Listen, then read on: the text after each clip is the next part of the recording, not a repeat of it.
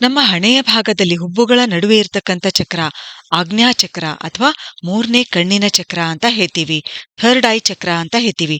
ಈ ಶಕ್ತಿ ಕೇಂದ್ರವು ಅಂತಃಪ್ರಜ್ಞೆ, ಕಲ್ಪನೆ ಮತ್ತು ಆಂತರಿಕ ದೃಷ್ಟಿಗೆ ಸಂಬಂಧಿಸಿದೆ. ಈ ಚಕ್ರವನ್ನು ಆಕ್ಟಿವೇಟ್ ಮಾಡ್ತಕ್ಕಂಥ ಬೀಜ ಮಂತ್ರ ಔಂ. ಈ ಚಕ್ರದ ತತ್ವ ಬೆಳಕು. ಆಮೇಲೆ ಮಾಡಬೇಕಾಗಿರ್ತಕ್ಕಂಥ ಯೋಗ ಮುದ್ರೆಗಳು ಯಾವುವು ಅಂತಂದ್ರೆ the Mudra of great head ಅಂದ್ರೆ ಮಹಾಶೀರ್ಷ ಮುದ್ರೆ ಅಂತ ಹೇಳ್ತೀವಿ. ಆಮೇಲೆ ಶಾಂಭವಿ ಮುದ್ರೆ, ಕಾಳೇಶ್ವರ ಮುದ್ರೆ, ಈ ಮುದ್ರೆಗಳನ್ನ ನಾವು ಮೂರನೇ ಕಣ್ಣಿನ ಚಕ್ರವನ್ನು ಆಕ್ಟಿವೇಟ್ ಮಾಡಲು ಮಾಡಬೇಕು. ಇನ್ನು ಕೊನೆಯದಾಗಿ ತಲೆಯ ಮೇಲ್ಭಾಗದಲ್ಲಿರ್ತಕ್ಕಂಥ ಸಹಸ್ರಾರ ಚಕ್ರ, ಕ್ರೌನ್ ಚಕ್ರ ಅಂತ ಹೇಳ್ತೀವಿ. ಈ ಶಕ್ತಿ ಕೇಂದ್ರವು ಆಧ್ಯಾತ್ಮಿಕತೆ, ಬುದ್ಧಿವಂತಿಕೆ, ಜ್ಞಾನೋದಯದೊಂದಿಗೆ ಸಂಬಂಧಿಸಿದೆ. ಈ ಚಕ್ರವನ್ನು ಆಕ್ಟಿವೇಟ್ ಮಾಡುವ ಬೀಜ ಮಂತ್ರ ಸೋಹಂ.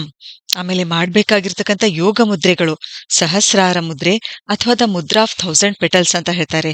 ಆಮೇಲೆ ಹಾಕಿನಿ ಮುದ್ರೆ. ಸರಿ, ಹಾಗಾದ್ರೆ